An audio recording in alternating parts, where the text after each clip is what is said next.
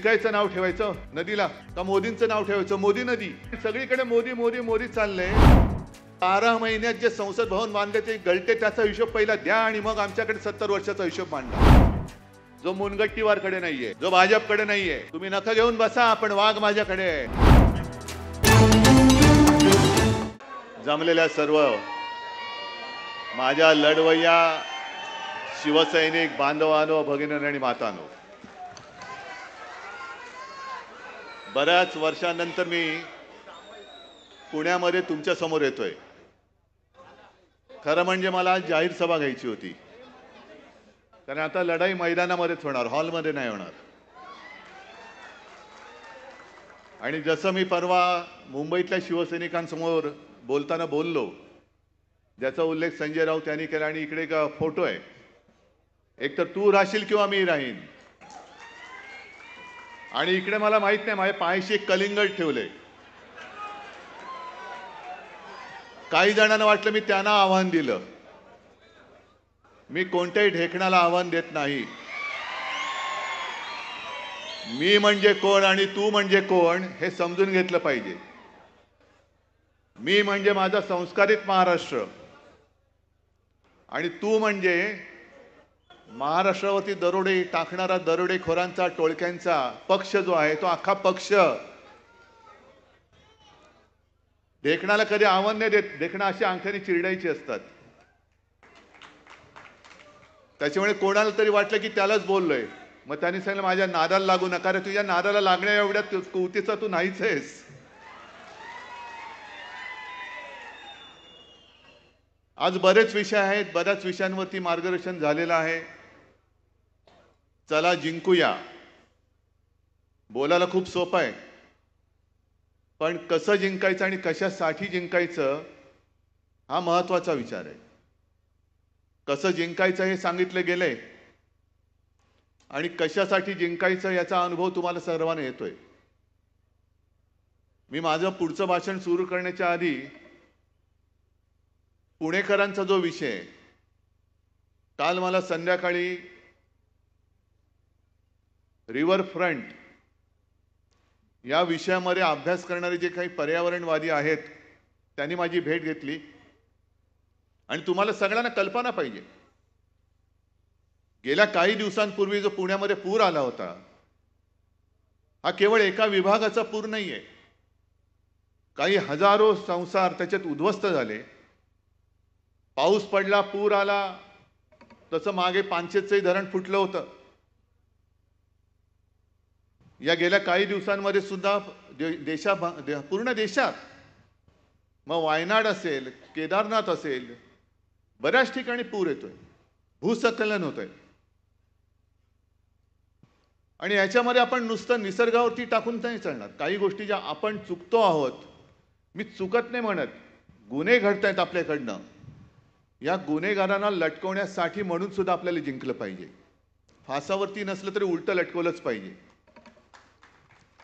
आणि मी तुम्हाला सर्वांना विनंती करेन, पुणेकरांना खास करून, की हा अख्खा विषय हा पुणेकरांचा आहे.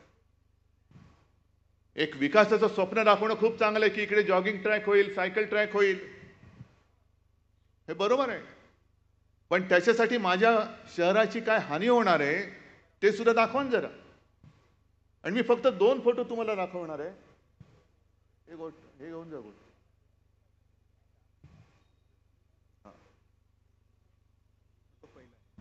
हा पहिला फोटो एक दाखवतोय गुगल मॅपचा. मुंबईमध्ये जसं पूर आल्यानंतर आपण काही ठिकाणी त्याची उपाययोजना केली, तरी देखील यावर्षी आणखीन वेगळ्या ठिकाणी पाणी तुंबलं. कारण मुंबईमध्ये चाललेली बेसुमार नियोजन शून्य मेट्रोची कामं, अनेक ठिकाणी मुंबईकरांच्या पाण्यामध्ये, पिण्याच्या पाण्यात गटाराचं पाणी मिक्स होतंय, पोटाचे विकार होत आहेत. तसंच पुण्यामध्ये ही जी आपली मुळामुठ आहे, एकतर काही वर्षांपूर्वी तुम्हाला आठवत असेल नसेल, पण व्यंकय्या नायडू आले होते आणि त्यांनी विचारलं नदीचं नाव काय.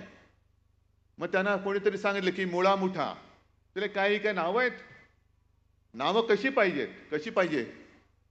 काय व्यंकय्याचं नाव ठेवायचं नदीला का मोदींचं नाव ठेवायचं मोदी नदी. सगळीकडे मोदी मोदी मोदी चालले, पण त्यांनी सांगितल्यांची नावं बदला. नावं तर ते बदलूच शकत नाही, पण ते नद्यांचे प्रवाह बदला. एक या नदीच्या प्रवाहामध्ये नाईक बेट आहे, नाईक बेट. पुणेकरांना आहे ना रे, हो की नाही? हे नाईक बेटाचा फोटो आहे, भर टाकण्यापूर्वीचा. तुम्हाला लांबून दिसणार नाही आहे. दोन्ही बाजूनी त्या नदीचा प्रवाह जातोय. आणि हा पुढचा जो फोटो आहे तो फोटो मी दाखवतो, त्याच नाईक बेटाचा आहे, पण एका बाजूनी पूर्णपणे भराव टाकून नदीचा प्रवाहच बंद करून टाकला. मग नदी काय करणार, घुसणार नाही इकडे तिकडे. पण या लोकांचं काय जात नाही. का जिंकायचंय मला पुणे वाचवायचंय. मला पुण्याचा विकास, ज्याला शाश्वत विकास म्हणतोय, तो करून दाखवायचा आहे. आजपर्यंत मी कधीही मुख्यमंत्री होतो तेव्हा सुद्धा पुण्याच्या विकास कामामध्ये दखल घेतलेली नव्हती, कारण बसले होते इथले सुभेदार. म्हटलं ठीक आहे, तुम्ही चांग भलं करत असाल पुण्याचं तर करा. आणि आपल्या सत्तेच्या काळात ज्या गोष्टीला आपण स्टे दिला होता, आपली सत्ता, आपलं सरकार गद्दारी करून पाडल्यानंतर पुन्हा जोमाने तिकडे लाखो ट्रक ते सगळे डेब्री राडा रोडा सगळे टाकून तो नदीचा प्रवाह बंद करून टाकला आणि पाणी माझ्या पुणेकरांच्या घरामध्ये घुसायला लागलं. याला विकास म्हणायचा? हा विकास नाही, हा विकार आहे. होय, भाजपला झालेला पैशाचा विकार आहे हा. आणि याच्यासाठी पुणेकरांनी उतरलं पाहिजे रस्त्यावरती. आपण जे उतरलो ना, एक तर तू राहशील किंवा मी राहीन, तो एवढ्यासाठी राहिले. तू बर्बादी करणारा, तू तर राहू शकत नाही. तुला घालवण्यासाठीच मी मैदानात उतरलेलो आहे.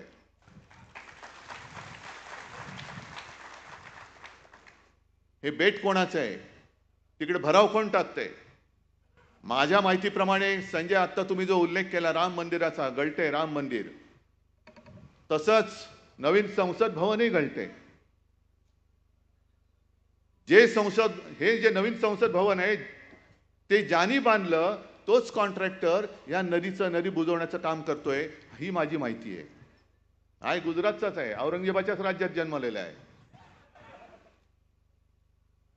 मग कॉन्ट्रॅक्टर माझा लाडका.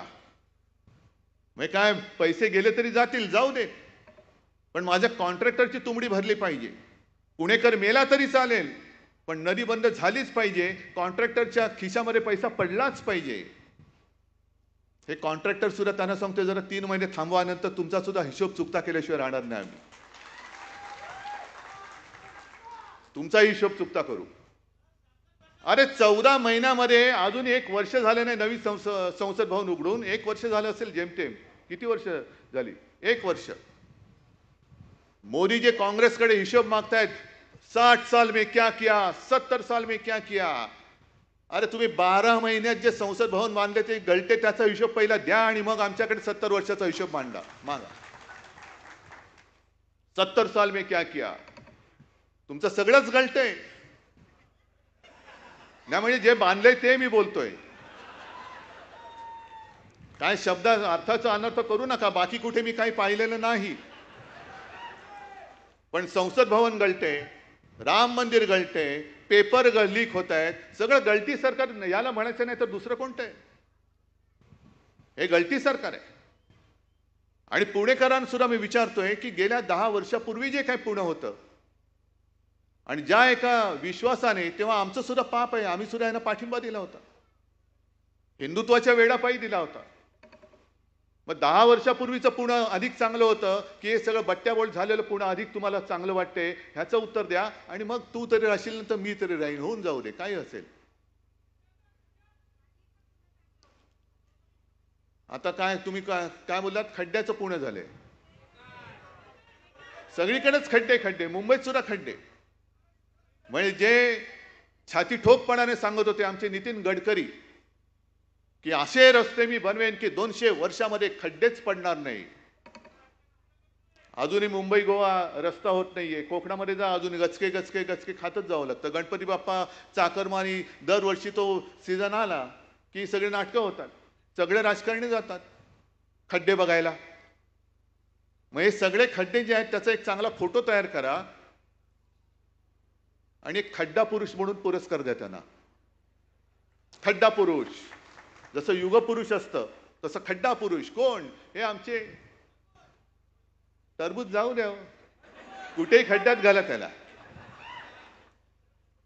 गेल्या काही दिवसापूर्वी मला वाटतं ह्याच सभागृहात एक कार्यक्रम झाला असेल बहुतेक ना,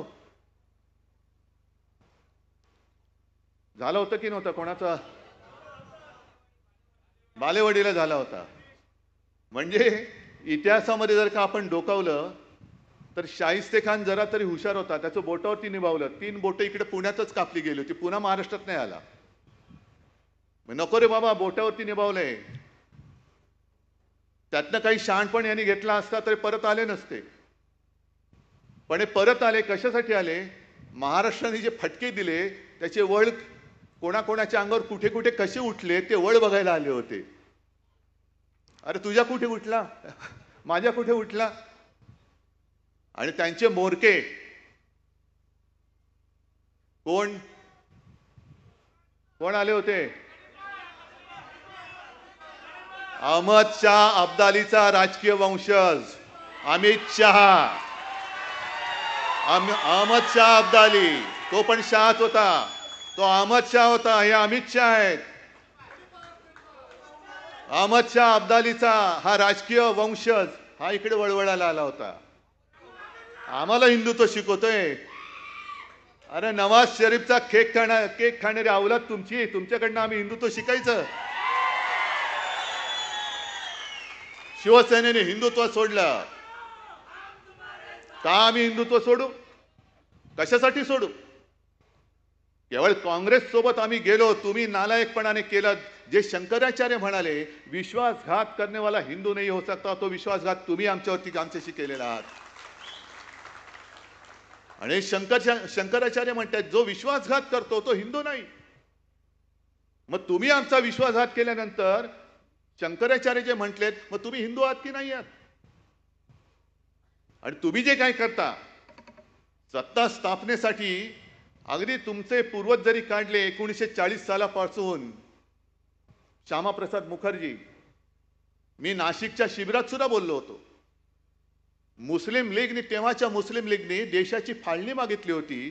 त्या मुस्लिम लीग बरोबर मांडीला मांडी लावून बंगालमध्ये सरकारमध्ये स्थापन होणारे यांचे राजकीय बाप श्यामाप्रसाद मुखर्जी, मेहबूबा मुफ्ती महम्मद बरोबर ती सरकारमध्ये सामील होणारी ही भाजपा. आज सुद्धा चंद्रबाबू नायडू हा काय हिंदुत्ववादी माणूस आहे? नितीश कुमार हे काय हिंदुत्ववादी माणसं आहेत? पण त्यांनी मुस्लिम काय म्हटलेलं आहे त्याच्याकडे डोळे झाक करून आम्ही आमचं सांगतोय, आमचं हिंदुत्व कसं आहे हे आम्ही जाहीरपणाने सांगतोय. अरे पहिलं तू कसं आहे अमित शाह ते तरी सांगा ना आम्हाला. एकदा मोदी आम्हाला सांगतात की त्यांचं बालपण हे मुस्लिम कुटुंबियांच्या सोबत गेलेलं आहे. ईदच्या वेळेला ते ताजिया खाल्लं पण जायचे. ईदच्या दिवशी त्यांच्या घरचं जेवण मोदीजींच्या घरी यायचं. मग हे जर तुमचं हिंदुत्व किंवा तुमची धर्माची संकल्पना असेल तर उत्तर प्रदेशमध्ये आता आदित्यनाथनी जे काय लावलं होतं ते कोर्टाने हाणून पाडलं. कावड यात्रा जी वर्षानुवर्ष चालले, त्या मार्गावरती जेवढी दुकानं आहेत त्या दुकानदारांच्या मालकांची नावं त्याच्यावर लावायची, हा हिंदू आहे का मुसलमान आहे. मग मोदींचं हिंदुत्व आम्ही मानू तुमचं आहे म्हणून का ते आदित्यनाथ सांगतायत ते तुमचं हिंदुत्व आहे? तुम्ही वाटेल ते करता. आम्ही काय म्हटलं तर लगेच त्यांनी हिंदुत्व सोडलं. मग आणखीन त्यांनी एक शब्द काढलाय, ते हिंदू मुसलमान मुला मुलीचं लग्न झालं आणि काय झालं की लव जिहाद. मग तसं मी म्हणतोय तुम्ही बेशरमपणाने तुमच्या सत्तेसाठी सरकारमधनं माणसं फोडताय, पक्ष फोडताय, पक्ष चोरताय. कोणत्याही पक्षाच्या जाहीरनाम्यामध्ये मुसलमानांसाठी काही जर का असेल तरी देखील तुम्ही त्यांना जवळ करताय. आणि आम्ही आमचं हिंदुत्व जे काय आहे ते सांगितल्यानंतर मुसलमान आमच्या सोबत असतील तर आम्ही औरंगजेबाचे फॅन क्लब. मग तुमचं जे काय चाललंय हा सत्ता जिहाद नाहीये, हा सत्ता जिहाद आहे.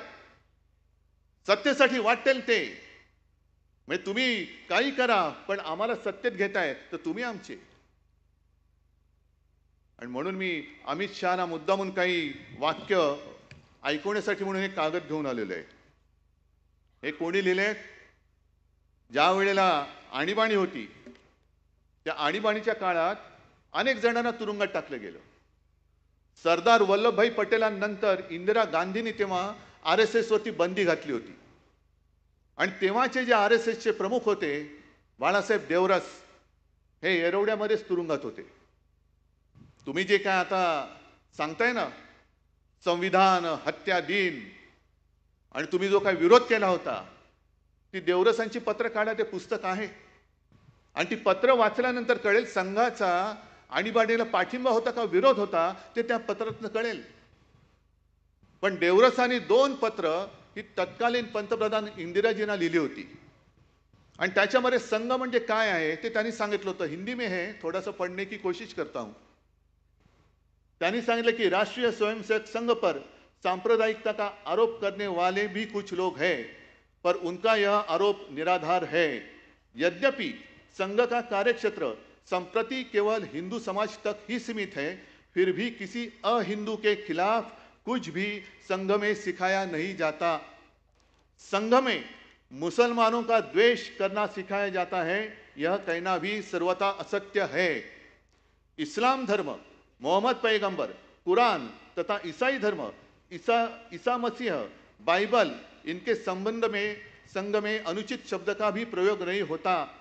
इतना ही नहीं बल्कि सर्व धर्म समभाव यानी एक सत विप्रहा बहुधा वदंती, यह जो हिंदुओं की विशेषता है उसी को संघ सर्वोपरि मानता है. मग हे कोणाचा फॅन क्लब आहे? मग त्या अब्दालीला विचारा, अहमद शहाचा जो वंशज वळवळतो ना इकडे येऊन बोंबलून गेला, त्यांना विचारा की हे हिंदुत्व म्हणून तुम्हाला संघ नकोय का? निवडणुकीच्या शेवटच्या सुमारास नड्डा जे बोलले होते की आता आम्हाला संघाची गरज नाही, कारण संघाचं हिंदुत्व अमित शहाना मान्य आहे की नाही हे तुमच्या समोर मी जाहीर त्या अहमद शाह अब्दालीच्या राजकीय वंशज अमित शहाना विचारतोय. हे राजकीय वंशज आहेत त्यांचे. तोडा फोडा आणि राज्य करा. मराठी माणसाची सुद्धा जी एकजूट आहे, हिंदूंची एकजूट आहे.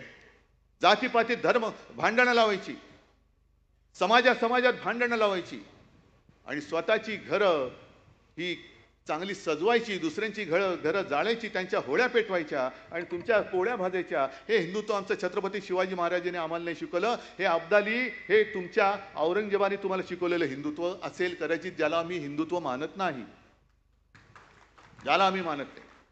हे पुस्तक आहे, त्याच्यामध्ये अनेक देवरसांचे लेख आहेत. आणखीन एक मुद्दा म्हणून तुम्हाला सांगतोय, हे घेऊन जा बाजू. हा, आता यांना संघ का नकोय? कारण आणखीन एक पुढच्या एका लेखात त्यांनी म्हटलेलं आहे की कुर्सी लोलूप नेतृत्व फार मोठं आहे, पण एक 4 ओळी वाचतो आणि हे खरंच देवरसांचं कौतुक आहे की त्यांना हे दिसलं होतं की काय तेव्हा मला माहिती नाही की असे नतद्रष्ट संघाचा उपयोग करून सत्तेत येतील आणि संघाच्या ह्याला हरताळ फासतील हे त्यांना ओळखलं होतं. त्यांनी असंच म्हणावं लागेल. आणि त्यांनी जे लिहिलेलं आहे कि सत्ता में जब आदमी आता है, कुर्सी पर बैठता है तो कुर्सी का कुछ ना कुछ मोह होने लगता है और आहिस्ता आहिस्ता फिर मेरा दल यह विचार बहुत मात्रा में प्रभावी होता है और सारी नीतियां देश के कल्याण के लिए न होकर या तो खुद के लिए या दल के हित के लिए होने लगती है. किसी ने यदि पूछा कि भाई यह कोई अच्छी बात है क्या, तो कहते हैं हाँ भाई अच्छी तो नहीं है लेकिन करनी पड़ती है. दल के लिए करनी पड़ती है, कुर्सी के लिए करनी पड़ती है. अब्दाली वाचताय किंवा तुमच्या माध्यमातून या चॅनलच्या माध्यमातून ऐकताय, हिंदी में लिखा है. मराठी तो आपकी समझ में आने वाली बात नहीं है. मराठीचा जो काही ठसका आहे आणि जो काही फटका आहे लोकसभेमध्ये आम्ही तुम्हाला दिलेला आहे.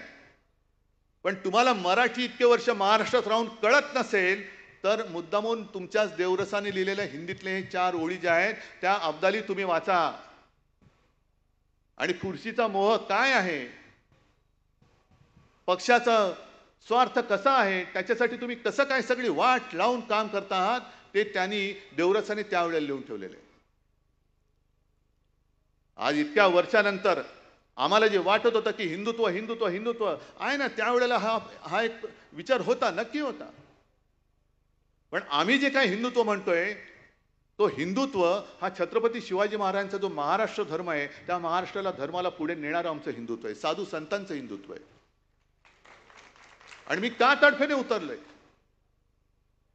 एक गोष्ट आपण लक्षात घेतली पाहिजे की आपण जेव्हा म्हणतो हर हर महादेव, जय भवानी, जय शिवाजी, काय आपल्याला अधिकार काय आहे? छत्रपती शिवाजी महाराजांकडनं असं आपण काय घेतलंय की त्यांच्या जयंत्या आपण साजऱ्या करतोय, राज्याभिषेक दिन साजरा करतोय, अगदी दैवतासारखी त्याची पूजा करतोय. जर महाराज तुमच्या समोर उभे राहिले आणि विचारलं काय रे तू असं माझ्याकडनं काय घेतलंस की असा मोठा रुबाबात माझं नाव घेतोयस, काय घेतलंस नेमकं?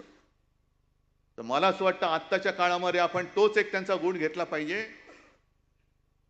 मिर्झा राजे जयसिंग हिंदूच होता पण औरंगजेबाच्या पदरी त्याचे पाय चाटणारा सरदार होता. जसे हे गद्दार तिकडे गेलेत आपलं सरकार पाडून,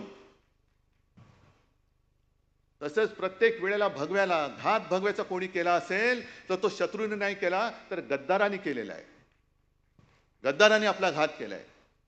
मग तो आपल्या छत्रपती संभाजी राजेंचा असेल, स्वराज्याचा असेल, घात केला तो आपल्या गद्दारांनी केला.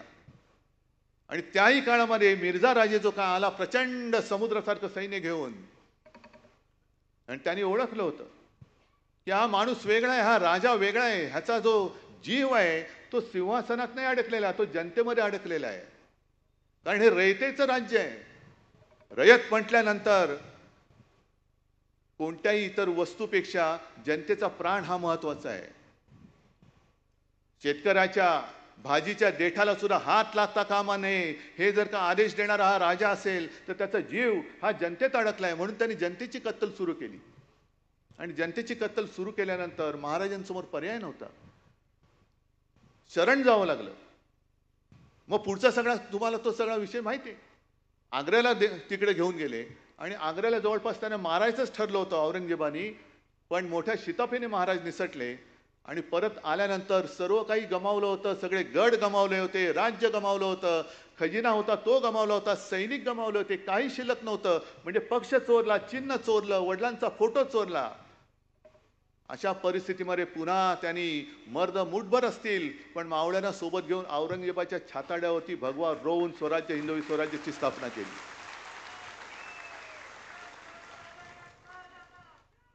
मग आपण हे नाही करू शकत? आपण नाही करू शकत? अरे तेव्हाची लढाई वेगळी होती. तेव्हा ईडी, इन्कम टॅक्स, सीबीआय नव्हतं. सरळ तलवार घेऊन यायचे आणि जे मी म्हणतो ना तू राहशील किंवा मी राहीन, जसा सिंहगडाच्या वेळेला तानाजी आणि तो उदयसिंग म्हणजे समोरासमोर भिडायचे, लढाई व्हायची, रक्तबंब वाढवायचे, कोणाचा हात कापला जायचा, कोणाची गर्दन छाटली जायची, कोणाचे पाय जायचे. तरी देखील उभं राहिलं का? चला जिंकूया. हा महाराजांनी तेव्हा सुद्धा एक आदेश दिला असेल, चला जिंकूया. का?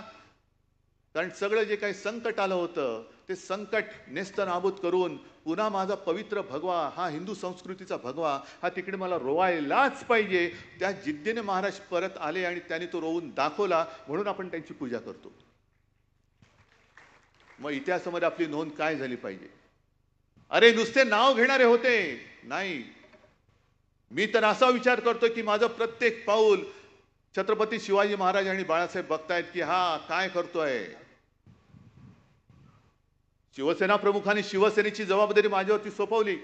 शिवसेना म्हणजे नुसती यांच्यासारखा भाकड जनता पक्ष नाही, तर अन्याय जाळून टाकणारी मशाल आणि निखारा आहे तो निखारा. त्या निखाऱ्याची जबाबदारी त्यांनी माझ्यावरती सोपवलेली आहे.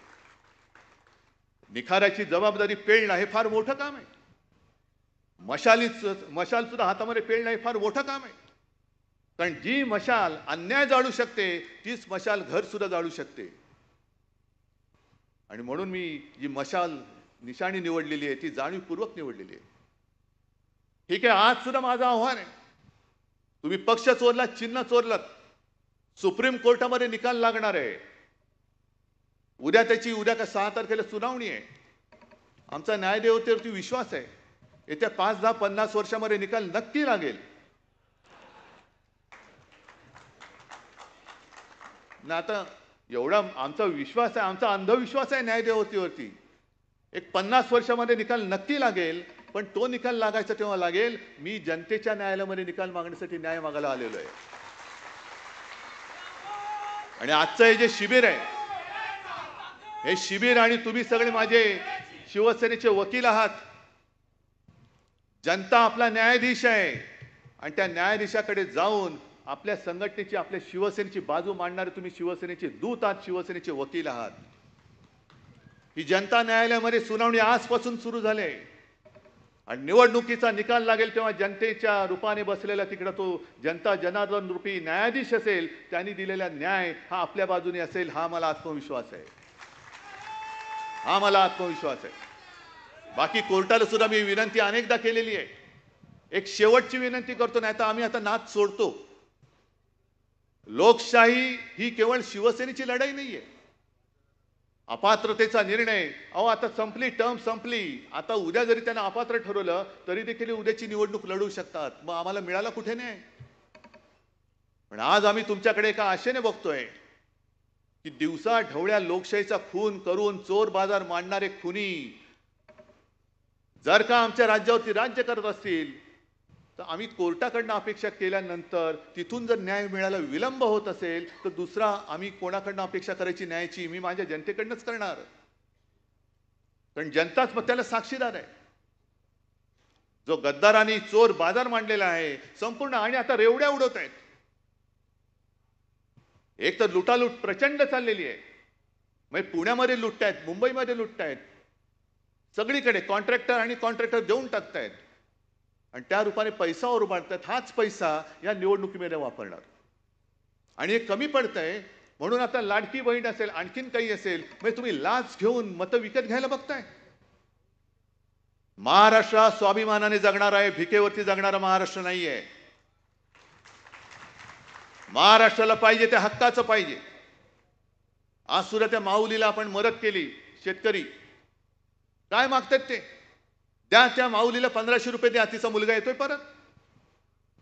ज्या घरामध्ये शेतकऱ्याने आत्महत्या केल्या, अनेक घरामध्ये बेकार तरुण आहेत. तरुण गेल्या 10 वर्षापूर्वी काय त्यांचं वय होतं, आज त्यांचं काय वय आहे. आणि त्या घरामध्ये तुम्ही त्याच्या बहिणीला, त्याच्या आईला 1500 रुपये देऊन काय सांगणार आहात? 1500 रुपयामध्ये घर चालवणार आहात? मग हक्काचं द्यायचं नाही. जर तुम्ही हक्काचं मागाल तर याद राखा, मोदी आणि अब्दालीची हीच योजना आहे. आम्ही देऊ त्याच्यावरती जगा, पण हक्काचं कमवाल तर आम्ही तुमच्या मागे ईडी, इन्कम टॅक्स, सीबीआय लावू. इकडे स्वाभिमानाने नाही जगायचं, ताटमानेने जगाल तर याद राखा तुरुंगात टाकू. आमच्या समोर याल तर हातामध्ये भिकेचा कटोरा घेऊन आणि खाली मान घालून यायला पाहिजे. हे तुम्हाला मंजूर आहे? आणि ह्यालाच मी म्हणतो, एक तर मी तरी राहीन, नाही तर तू तरी राहशील. अन्यायावरती वार करणार तरी राहील, नाहीतर अन्याय करणार तरी राहील. हा लढा उद्धव ठाकरेचा नाहीये, हा लढा केवळ शिवसेनेचा नाहीये, हा लढा माझ्या छत्रपतींच्या महाराष्ट्राचा आहे. दरवेळेला जे आपण सांगतो, सेनापती बापटांचा दाखला देतो, महाराष्ट्र आधार या भारताचा, तो आधार भारत आज महाराष्ट्रामध्ये शोधतोय आणि एकदा आपण हे करून दाखवले. आज सुद्धा माझ्याकडे जे येतात इतर राज्यातनं काही लोक येतात. ममता दीदी येऊन गेल्या, आणखीन काही लोक येऊन गेले आणि अनेक जण येऊन सांगतात की उद्धवजी आपने देश को दिशा दिखाई. 1 डिसेंबर जानेवारी पर्यंत या हुकुमशहाच्या विरुद्ध बोलण्याची कोणाची हिंमत होत नव्हती, ती महाराष्ट्राने दाखवली. म्हणून आपण हा लढा देऊ शकलो. आहे ना, ही तर आपली परंपरा आहे, अन्यायाविरुद्ध लढणं. त्याही काळामध्ये आम्ही शाळेमध्ये हे सगळं शिकलो, तुम्ही पण शिकलेला आहात. आपल्या शाळेची पुस्तकं एकच होती, धडे एकच होते, पण नुसते वाचून मार्क मिळवण्यासाठी ते धडे नव्हते, तर आयुष्यामध्ये ते संस्कार गिरवण्यासाठी म्हणून ते धडे होते. लोकमान्य टिळकांना जे म्हणतात असंतोषाचे जनक, स्वराज्य हा माझा जन्मसिद्ध हक्क आहे आणि तो मी मिळवणारच. मग तेच आज आम्ही म्हणतोय. त्या काळामध्ये जसे टिळक हे महाराष्ट्राचे एक मराठी माणूस देशातल्या इंग्रजांच्या विरुद्धचा असंतोषाचा जनक झाला, तसं आज ह्या मोदी शहांच्या हुकुमशाही विरुद्ध माझा महाराष्ट्र आणि माझी शिवसेना ही आजच्या हुकुमशाहीच्या विरुद्धची असंतोषाची जनक आहे. आणि जसं ते म्हणाले होते की स्वराज्य हा माझा जन्मसिद्ध हक्क आहे, तो मी मिळवणारच, तसं आज सुद्धा आम्ही म्हणतोय की होय, स्वराज्य हा माझा जन्मसिद्ध हक्क आहे आणि तो मी राखणारच. म्हणून आम्हाला जिंकायचंय. कारण ही नुसती एवढ्या जागा पाहिजेत तेवढ्या जागा पाहिजेत नाही, मला अख्खा महाराष्ट्र पाहिजे. मला महाराष्ट्राचा काना कोपरा हा स्वाभिमानाने उठलेला पाहिजे, पेटलेला पाहिजे. मला संपूर्ण महाराष्ट्रातल्या दऱ्याखोऱ्यांमध्ये या हुकुमशाही व्यापारी हुकुमशहांच्या विरुद्ध एक रान किंवा वणवा पेटलेला पाहिजे. आणि ते वणवा पेटवण्याचं काम तुमच्यावरती दिलेलं आहे. आहे हिंमत तुमच्यामध्ये? करणार ती कामं? कारण हातामध्ये तलवार आहे, ठीक आहे, पण ही तलवार जसं त्या मुनगट्टीवाराने आणली, वाघ नख. अहो मुनगट्टीवार नखाच्या मागे वाघ असतो ना, तेव्हा त्या वाघ नखाला अर्थ असतो.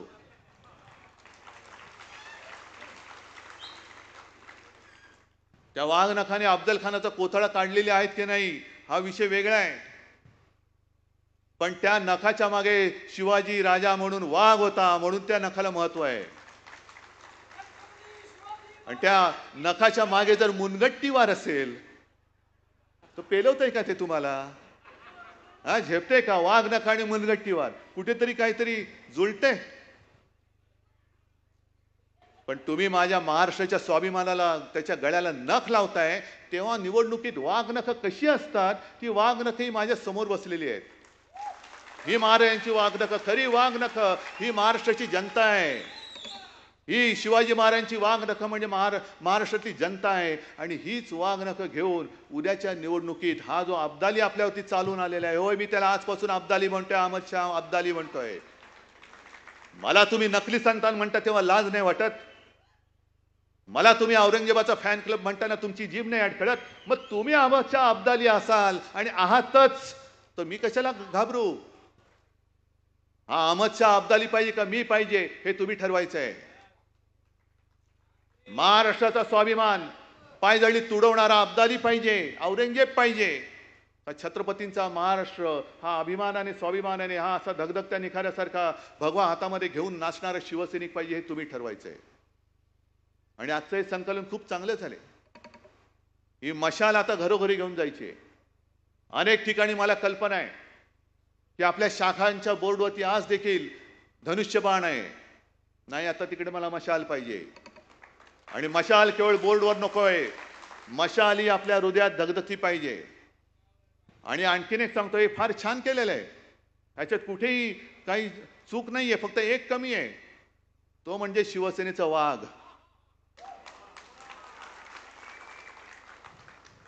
जो मुनगट्टीवारकडे नाहीये, जो भाजपकडे नाहीये. तुम्ही नखं घेऊन बसा, पण वाघ माझ्याकडे आहे. त्याच्यामुळे आम्हाला ती भीती दाखवू नका. ही निवडणूक तुम्ही कधीही घ्या, ठीक आहे, पावसाचं थैमान आहे, पण त्याच्यानंतर पावसाचं थैमान झाल्यानंतर भगव्याचं थैमान सुरू होईल. भगवं वादळ या महाराष्ट्रामध्ये येईल. आणि अमित शहाना सांगतोय, अब्दालीला सांगतोय की या लोकसभेत जेवढे वळ तुमच्यावरती उमटलेत त्याच्यापेक्षा, जसं संजय तुम्ही बोललात ना, शिवसेना प्रमुख म्हणायचे की माझ्या पाठीवरती आता एवढे वार झालेत की वार करायला जागा नाही, तसं या विधानसभेच्या निकालानंतर अब्दाली तुमच्या भाजपवरती एवढे वळ उठतील की पुन्हा वळ उठवायला जागा शिल्लक नसेल.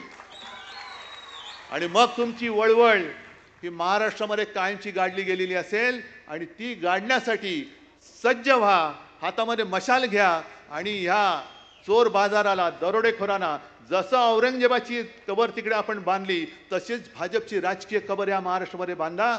जय हिंद, जय महाराष्ट्र.